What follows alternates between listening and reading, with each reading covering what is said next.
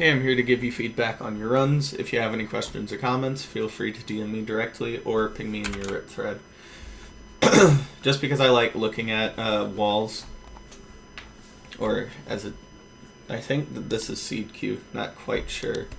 I think both of these are probably fine. I can't really tell if this is ocean. I'd like to see it load a little bit more, but I think that this can be okay. This may also be a lake, but that's just ocean, so I also think it's the run that we'll see.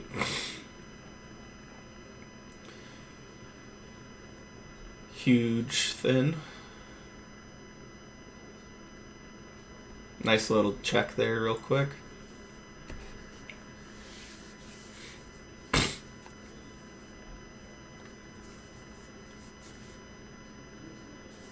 Keep that sand in your inventory. Sometimes you'll want to elevate your TNT. Like right here, if you elevated it one more block, it would have been so much nicer. But yeah, keep that block. Good overlap with the BT.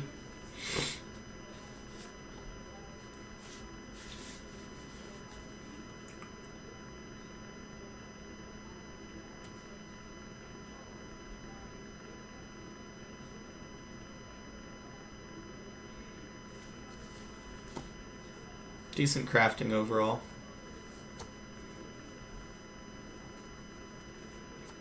Accurate crafting, just a bit slow. Beautiful. You could do that in a boat, like sorting your inventory in a boat instead of dealing with it on the way up to the surface. Huge ravine as well. That's just real, you can tell by the lingering kelp.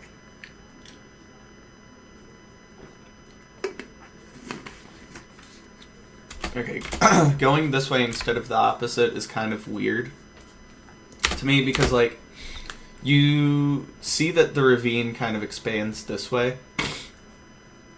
And, like, going this way, there's just not a lot of good ideas. Like, there's this 2x1 and there may be, like, a 2x1 here. But then these are just 2x1s in the middle of the ravine that are just really likely to be deeper and therefore quicker for like a 2x1 situation. Make sure that you're getting like sucked down whenever you're crafting your FNS, otherwise it's just time loss. But like, and you are like pretty much over this 2x1. Also, you could have just put a block there instead of breaking it.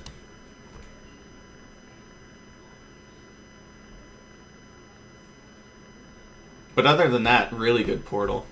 It's just deciding on where to build your portal as quickly as you can.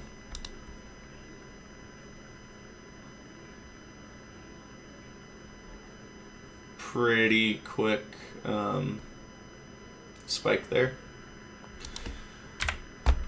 I was looking somewhere else. I wasn't paying attention to the spike, though.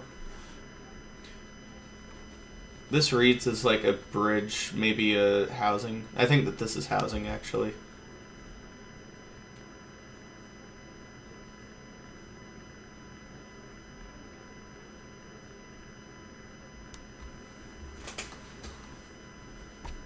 Pick blocking the gravel for inventory space.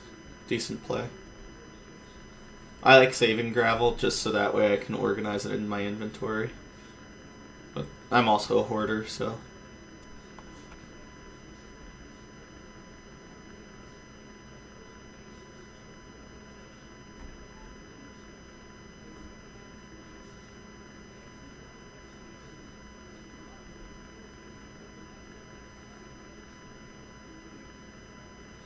You could have done that with your thin macro. Thin E-raying is also really good.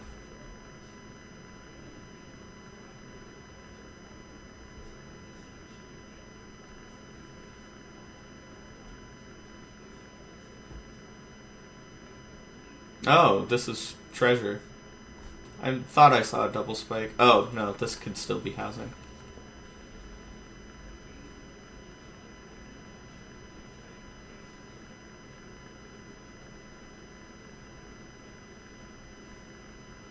And it is. I was right. Cool. I don't know about that. I don't know. Seems a bit weird. So, the entire point for top down is like the chest advantage that you get, right? So like while they're trading here, like, hold on, and you're also leaving a ton of stuff behind. So like, you're leaving here. You're leaving 6 gold. You're leaving crying obby, which is fine, but you're leaving string as well. If you know crossbow 0, I'd definitely recommend going in for it. And this is just like enough materials to do that anyway. Also, obviously, having a chest plate is also nice in runs. But like, you miss out entirely on one of those chests. While they're trading, you could have just broken the chest and been totally fine. Like, that chest could have a ton of obby in it, you know? Also, you're taking micro damage for no reason. Like, that one was fine, but like here, had you just gone like to the block on the like left there, like right here, or even there, like you wouldn't have taken fall damage here. It's half a heart, but that shit adds up quick.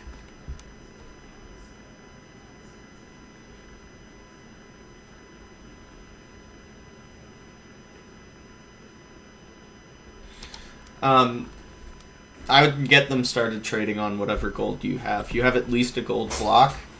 This is good time to overlap that with, so that way you can just get as many trades as you can, you know?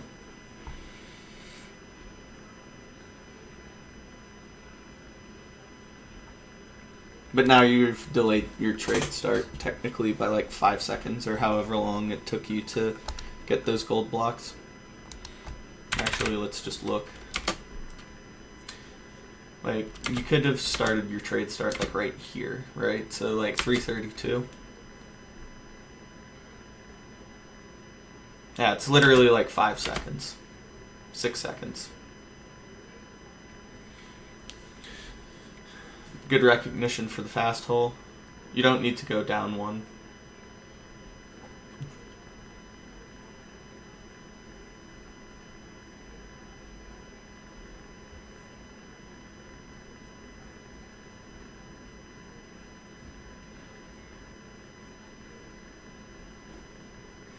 You also don't need to break, like,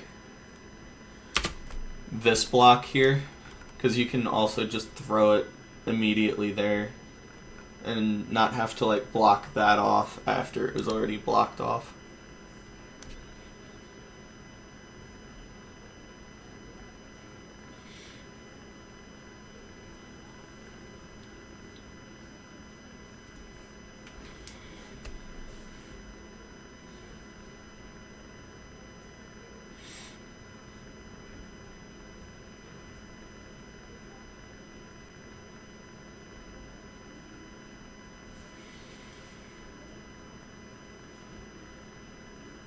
Gold boots over iron boots is kind of crazy, not gonna lie, but it's fine.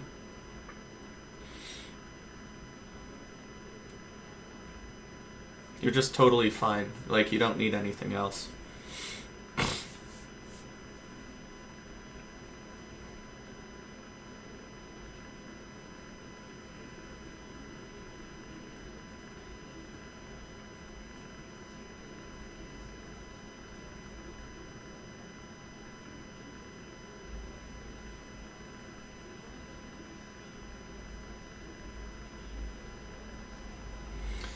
Having your hotbar set up for this split especially is super important. I know that you've been in RIP for a while now, so I wouldn't be surprised if I gave you this feedback before, but you just have to make sure that your hotbar is set up for this. Like, I don't really think that you need a lava bucket for this split, nor a stack of string, nor your obsidian. But what could be useful would be like soul sand for like building up the side of the fortress. I see that you have netherrack, that's also fine. or gravel for this situation, so that way you could like be able to build up, you know, like basically like place gravel on the ceiling and let it fall. The only reason that this wouldn't work is that the floor is soul sand, but you don't know that because you didn't really look at the floor. And also, if you had just built up from the floor after you saw that you have a ceiling above you, that would have also been like a much better play.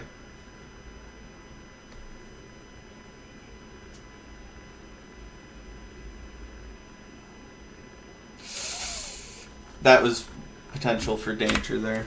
So I don't know if I can't see it because of YouTube compression, but like you're throwing like a pearl that's like really fast, like snappy judgment, sure, but like you saw the fort, but like this pearl is just kind of like yeeted over there, right?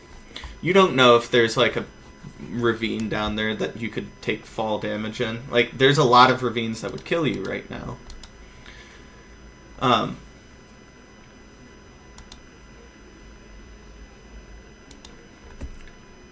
Yeah, like if there was like a little like at lava level just like hole, or like right above lava level just hole, you'd be pretty dead right now. And that's because of two things. One, you threw it kind of haphazardly, but two, you decided to go into your inventory and overlap like crafting stuff, which is good. However, your inventory isn't set up for that at all. You have a ton of fire res that you'll never end up using. You have like weird like you don't need the soul sand or the soul soil here. You could like get rid of the pressure plate. Like stuff like that. Like you also don't need the dirt if you're going to use netherrack or soul sand. Speaking of which, you have 2 and like a quarter stacks of soul sand. So it's like there's just a lot of disorganization in this inventory right now that you would have to address before you'd even touch like crafting blocks. It's kind of fortunate that you didn't die there. Well, not fortunate, but just like it's good that you didn't die there.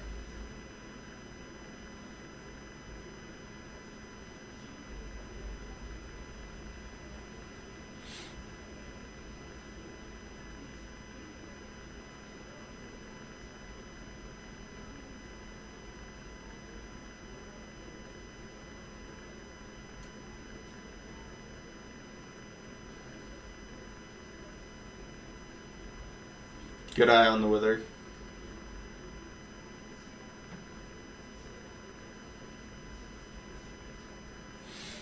Taking melee hits like that to blazes just should not really ever happen. By the way.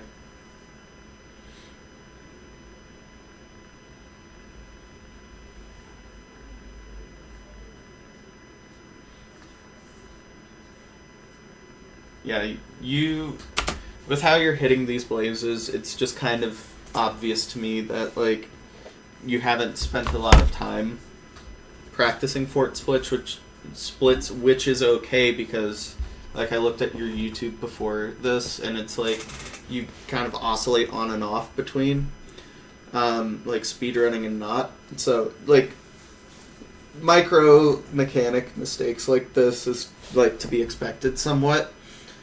But it's also, like, pretty important to remember that, like, how you do each little part of the split just adds up to time loss later in the run. So if you're going to commit to, like, hitting blazes, like, you need to make sure that your first hit is a crit, so that way your second hit can just be a strong attack.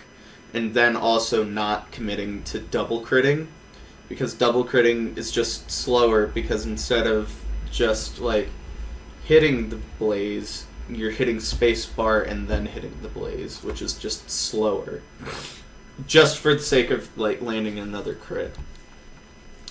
Obviously, if you didn't land a crit and you need to double crit, that's fine.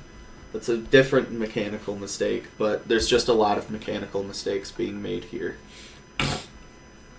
Also, there seems to be a couple of sequential mistakes being made here. For example, you built your portal first. It is so unimportant to make your portal when you don't have your inventory sorted out, when you don't have your explosives crafted, when the spawner isn't cleared out. Like, in that order, it should really be like kill blazes #1 priority, because you could do pretty much everything else after you have 6 rods, right? But like here, oh, hold on. Like, hold on. Off of this initial wave of, what, 2? You get 2 for 2. Awesome. Major priority, getting your TNT off, right?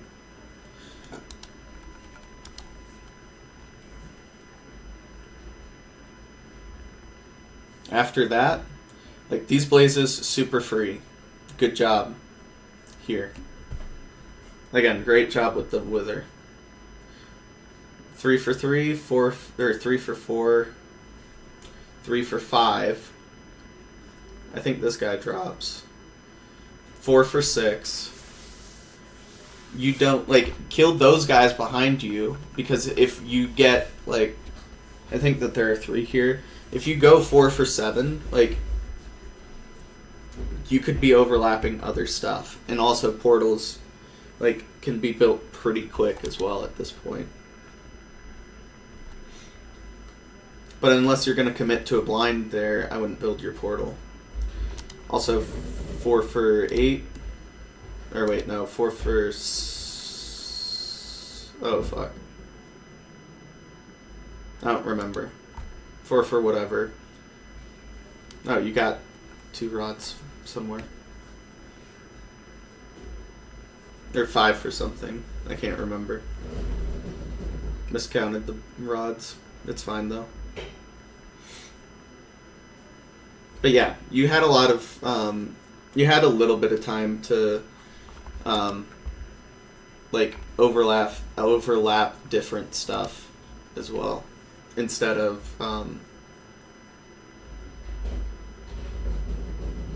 or you had potential for an overlap if you didn't, like, mess up your blaze TNT.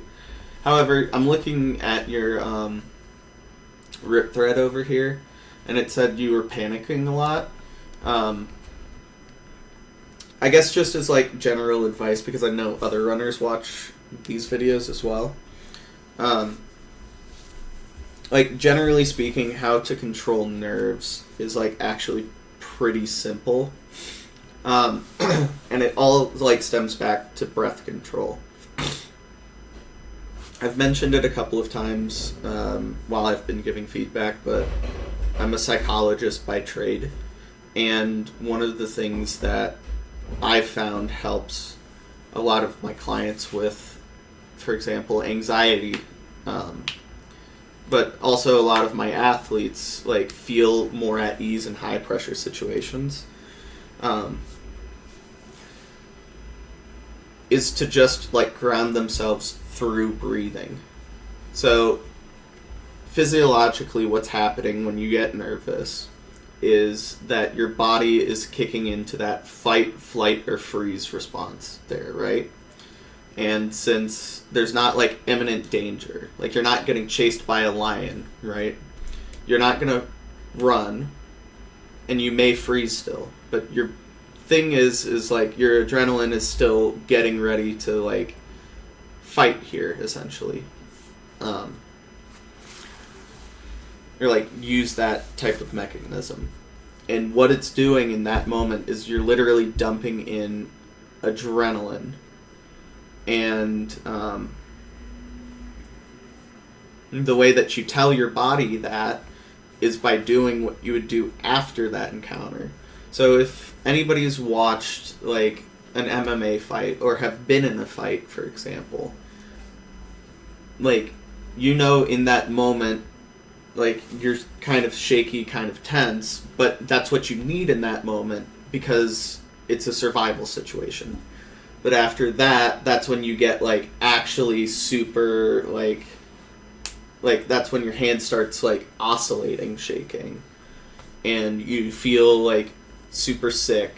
You feel tense, all of that stuff. And the way that you get through that, generally speaking, is just by giving it time and breathing. Breathing is your body's natural way of telling itself, I don't need all of this adrenaline. Let's calm down a little bit. Let's stop producing the adrenaline and let's start flushing that out of our system. In runs, since it's not a survival situation, but it's basically microdosing that same process in our bodies, you can just give like a couple of deep breaths, like in through the nose, out through the mouth, and you'll be okay. I like recommending 4-square breathing because it's a structured way to do that. But even if you just do a couple of like in and outs like that, you'll be okay. If that doesn't work for you, by the way, Phantom, DM me and we can work on it separately. Nerves control and stuff like that is just kind of what I'm really good at in terms of like coaching as well. But yeah, you said you messed up the eye measuring because of lag and also, I'm guessing, like panicking.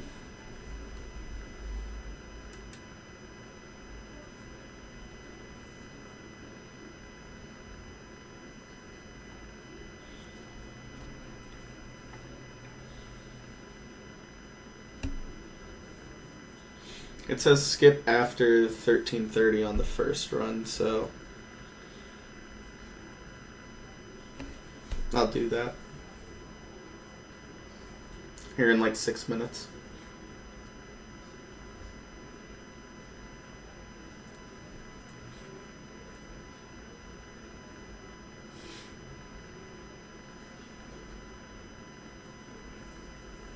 You could have stiff-armed a blaze so that way you didn't have that happen to you. You could do this while you're purling here in a minute, or you could just do this in the stronghold. You don't need to stop running just to craft wool.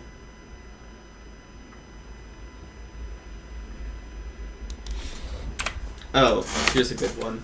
Boat clutches. You're kind of steep on your angle to be able to boat clutch, and I also don't know if you're holding spacebar, but spacebar is like really nice to be able to boat clutch more consistently.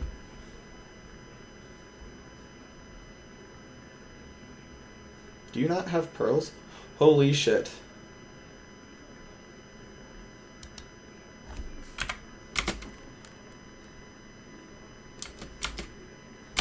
Yeah, you don't have pearls. That's okay. Never mind on the boat thing. I wouldn't recommend crafting all of your eyes at that point then.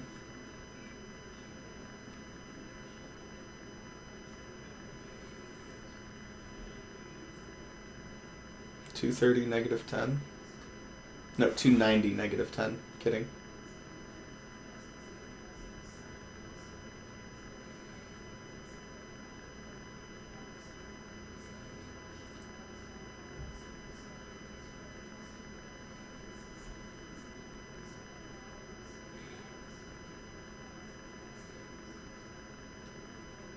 Nice attempt at wall running, but you really shouldn't do it if you feel like shaky. Like if you feel like your mechanics are inconsistent, they probably are. Also, you're off by several blocks here. You're off by 1 on your X and 2 on your Z. You need to pay attention to these block coordinates here instead of the XYZ coordinates. I wouldn't be surprised if you still hit, but it's important just for... Oh, you didn't hit. I'm also not surprised by that. Yeah, and you're off by pretty much what we'd expect, right? Like a chunk or two.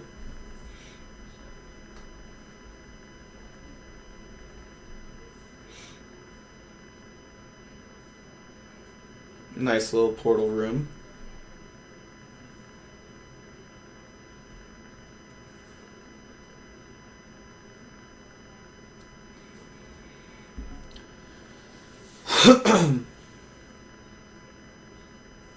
And then you see this is a disadvantage of crafting all of your eyes at once, because like, yes, it ended up being a one eye, right? But let's say that it was like a 4-eye. That's not like super uncommon. Like it happens in runs. 5, 6 eyes, different story, but like, yeah. But if it was a 4-eye, you'd have 0 here. Assuming you felt comfortable enough to do 0, but like you would have had 0 there.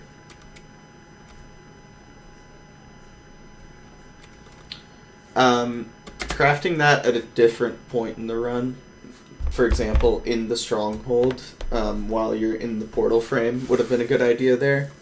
So that way you could pre-place anchors, which I hope that you do, but also wouldn't be surprised if you didn't. Cool. So here's a couple of things about one cycles. So I always advocate for pre-placing anchors. The reason for that is because it's an explosive that won't get broken by the Ender Dragon, which means that if you like get a late read on the perch and you just enter the fountain, you can still explode that explosive even if you're like late to it. Whereas if you would have placed a bed there, the bed would have broke, and then the dragon would have perched, and then it's several minutes of time loss, right? However, if you don't have like those explosives, that's okay as well. Like that's one reason.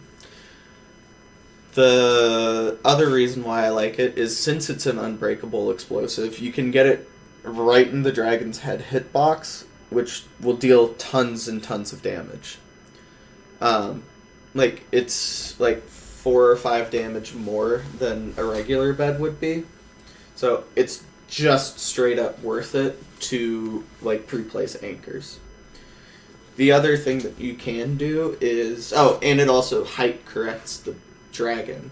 So like if it's just like slightly off of 4 bed height, if you explode that explosive, since it's 1 block higher, it'll have a different height to it. Like the dragon will have a different height to it, and then will come at a different angle. Not angle, like at a different height that's usually really good for bed height. The other way that you could do that is you could place like that nether brick on top of the obsidian that you would use to one cycle, and then just place a bed there to height correct the dragon as well.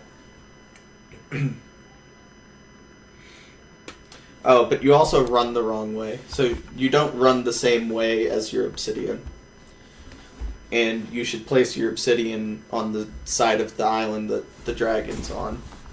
So if it's a front dragon at all, you place it on the right. If it's a back dragon at all, you place it on the left. And then you run the opposite direction from where you placed your obsidian. That way, like you have a higher chance of getting the like an insta perch. What you did here is technically more consistent, however, will like result in slower perch times. However, when I looked at your PB, you're like 5 minutes ahead of it, if I'm not mistaken. So this is actually a fine play. However, another thing that I'd consider here would be like all the way back, like in the bastion, like right...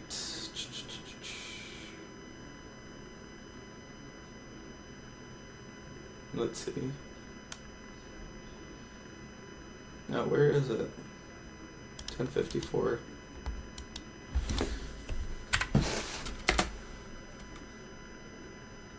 Like right here, you have half bow. Like, take that, all of that, half bow's like really consistent to under 2-minute end fight. So especially if you're like a 9:30 end enter, like if this is like more common than not pace for you, half bow would go insane here. Just saying. But instead, here we are. We're committing to slower perch, but more consistent perch.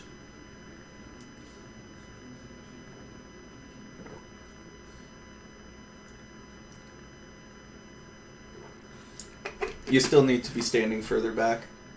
The dragon should basically be on the edge of your vision at all times. Bright green hit box is not something that I want to see here.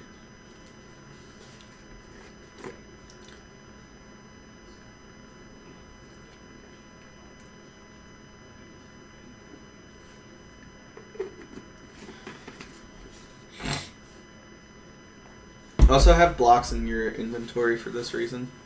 Oh, also you can just kill Enderman for Pearl to get in there. Because like when you charge the fountain like this, the dragon may not perch as well.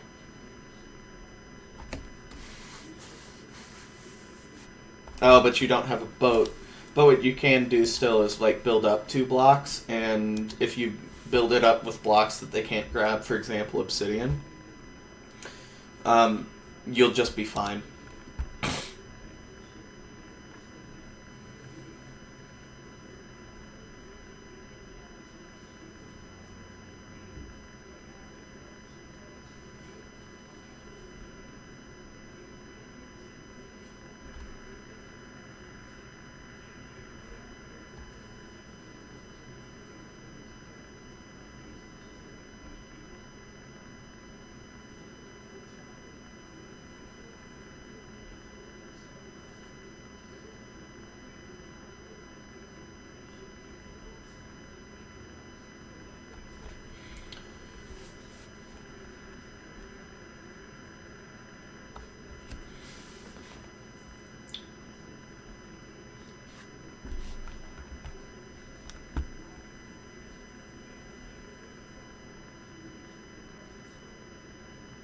What's going on here?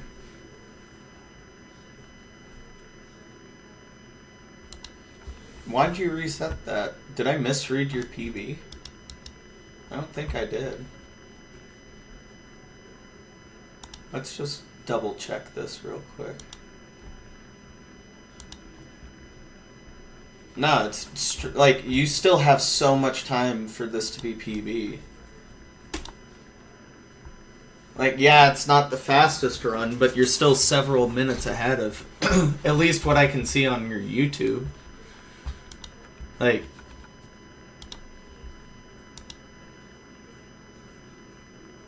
I don't know. I don't think that that's a reset there at all. Like, yeah, unfortunate, unlucky, but this is not a reset whatsoever. Anyway, thoughts on this run overall. Overworld was played pretty well. Bastion was weird for, like, just enter reasons. Going to the fort and the fortress was really fast, and I think that's when you started to get nervous. Definitely work on that nerves advice that I gave you. And then endgame just kind of followed that. And then obviously resetting in the end was just kind of strange to me. I don't know. But anyway, next run. Something on this preview. I don't know if this is what you saw on your preview, but I wouldn't lock this with a 10-foot pole. Because there just isn't really... Oh, unless there's like... This is what you're seeing, but even then, that's just like plains trees. Like, don't just lock any ocean. It needs to have wood as well.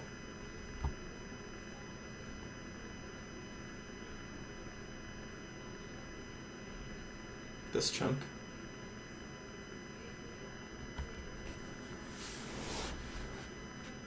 Nice. Good job not grabbing the diamond. Or misplay because you could have played pig step, depending on how much wood you grab. But 21 iron is way more than enough. You can just craft everything here. Yep. Shears? Oh, you already crafted them.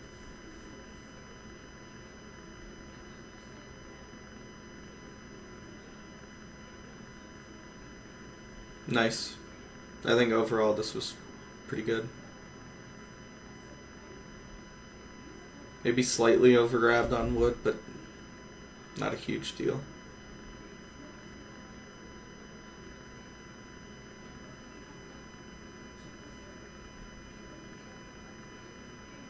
I don't know if you see a ravine that I don't, but I just don't see any ravines, and this is just kind of like arbitrarily throwing a direction and seeing if it works. Because, like, there's no... if you saw that ravine, awesome. I couldn't. Work on, like, placing your door so that way you're facing the ravine. So that way if you get, like, an early flint try, you can just overlap picking it up with going into the ravine. If you get it, like, over here, which I wouldn't be surprised if you did. But yeah, if you get it over there, then you're, like, having to overlap going this way and then to the ravine. Also, I think you bailed a little bit quick on getting the gravel. Like, yeah, it wasn't, like, immediate, and it was starting to get, like, up there. But you still had a lot of, like, accessible gravel to you that you could have just gotten flint from. And then, like, gotten sucked down and overlapped your FNS craft.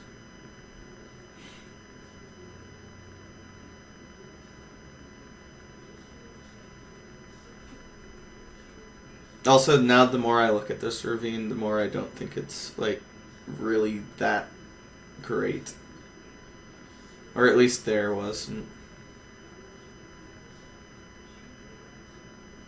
Well, no. I'm now remembering the, what's it called?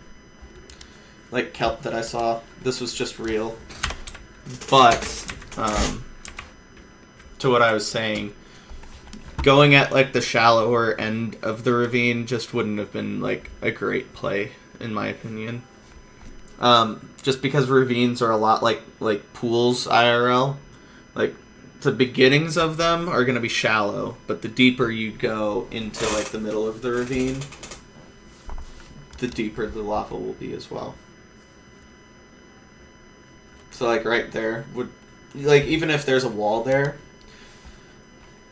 like, still, like, pretty likely that there's lava underneath. But, like, when the stone is, like, as equal to the obsidian and the magma, it's just not real that often.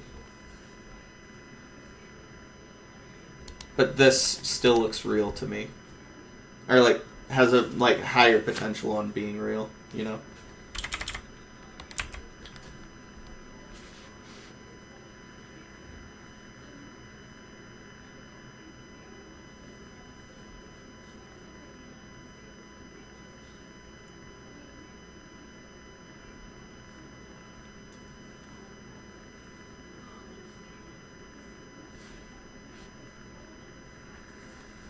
That was... Okay. I'm pretty sure that this is a treasure bastion, by the way. Fort right there. Very nice. The reason why I think that is because your E counter spiked twice.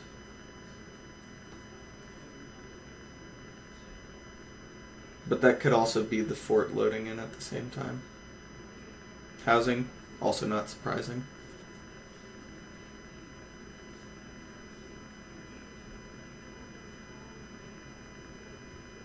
This guy just gets housing bastions all the time. It's unfair.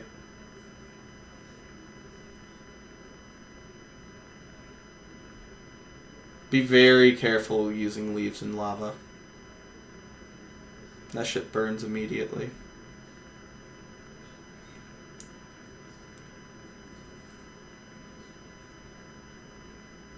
Very... Okay.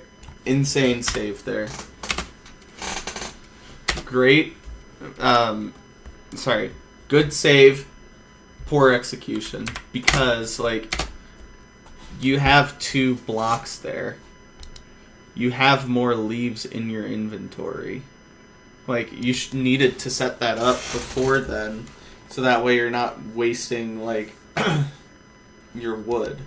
Like yeah, you have 4 more logs in your inventory, but still, like your leaves are far less useful than your wood. Also, this isn't how you handle this terrain, or this like generation of the Bastion.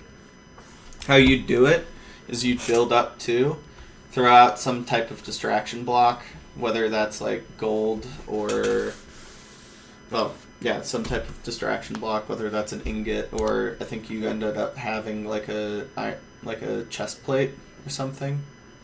Yeah, like throw out the chest plate on top of that stacked 2 blocks, and that'll just like intrigue everybody while you build the bridge. Come back and then break the top 2 blocks.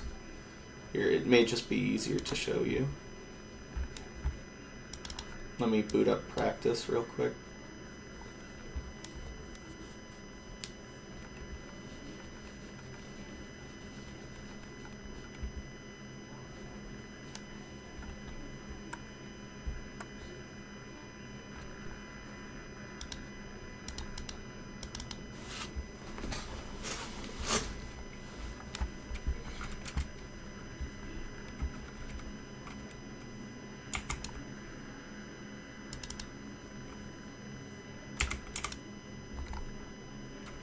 Oh, this is perfect. Well, obviously I don't have a gold helmet, but like something like this. You see how they're all distracted by that? Like, yeah, those guys are still mad, but if there were any crossbow guys, yeah, like even the crossbow guys distracted on that. So now I can just build my shit. Break that, and then go. Like, that's how that needs to be done instead of what you're doing here.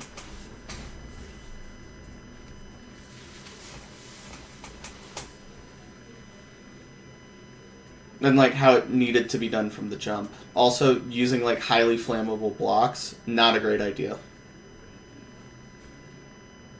So it's just one of those things where I don't think that Manhunt is really a good idea here.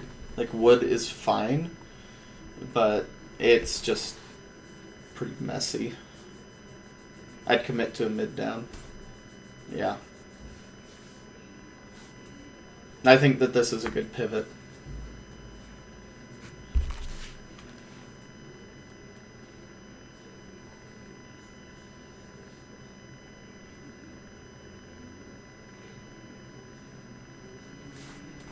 And I think that you did this better this time, like having them trade quicker.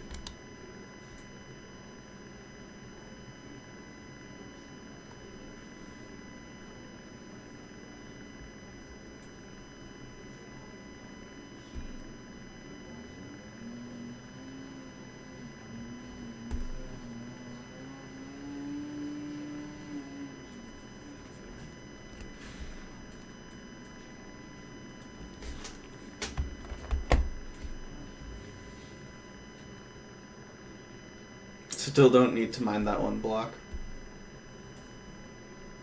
Also, using this chest that you have there would have been a better, like, idea, just because then you don't have to break the block that you broke. And if you accidentally, like, throw something out, for example, like your salmon on accident, you don't have to sit through it and pick it out. You can just go back into your chest, pick it back up real quick, and then continue.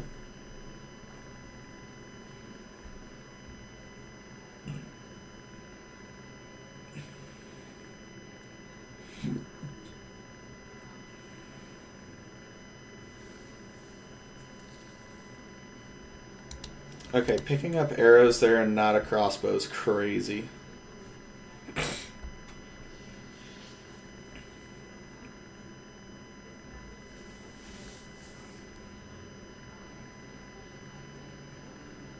Stand closer to the hole, so that way, excuse me, the pigs will throw their trades on you. Because right now they're just kind of throwing them up. Also, the only time that you need to cap off the pigs like this is when you're in stables. I don't know why they do it, but stables cap is the only time they'll jump out of the hole.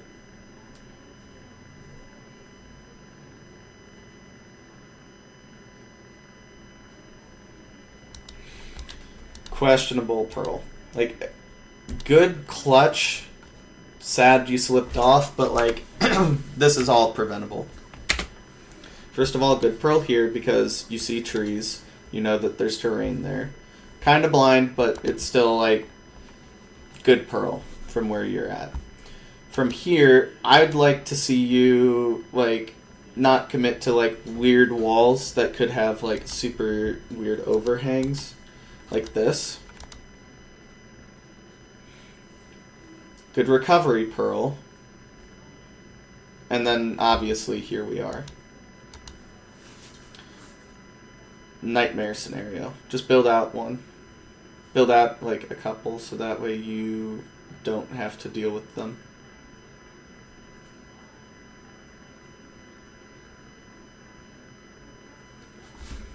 Also handled pretty nice. That was fine.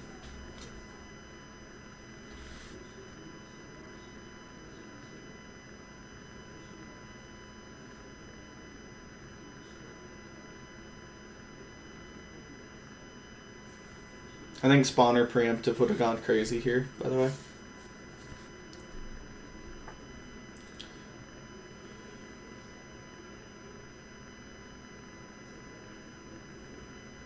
So close to greatness.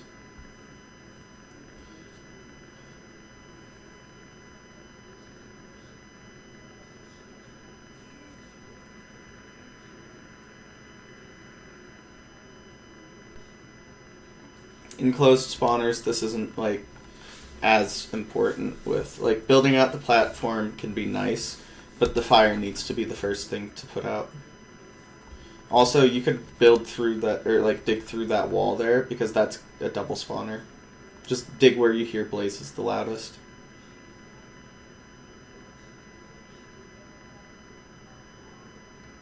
I already talked about double critting last run. Why not to do it, so I'm not going to go over it again. Very quick split again.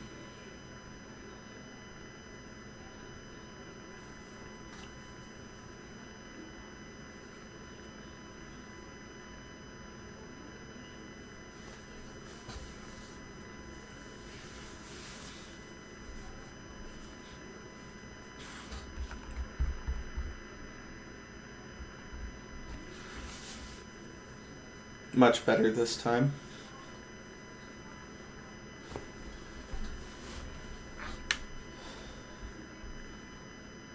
I think, yeah, there you go.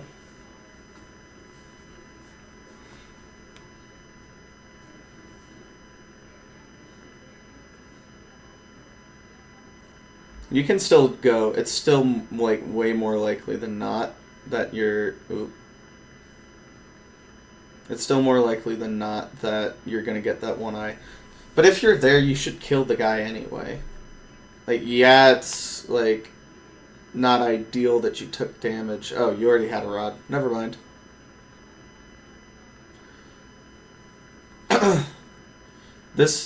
The way that you're moving, the way that you're, like, spamming hits is telling me that, like, you're melting down right now. And you just need to get into MPK, Peepo practice, whatever you need to, ranked even, to, like, feel more comfortable in end games. Because, like, back-to-back runs now, on, like, pretty good pace, you're just melting down. 44, 288, I can't tell if that's coordinates, but, or sorry, 104, 288. Can't tell if those are chords, but hopefully. 104, 289. Not ideal. Yeah, you make sure that you're standing where you need to, so that way you're hitting, like, the correct block, because if you look,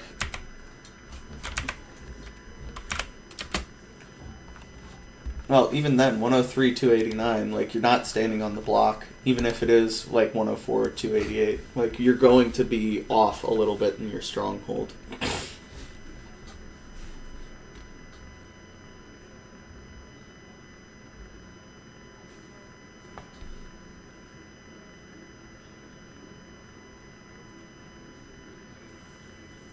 Sped up.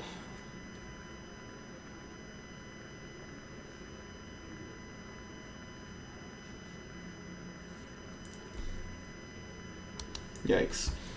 I'd have liked to see this slower so that way I could, like, give better feedback on, like, preemptive and everything, but obviously can't really do that.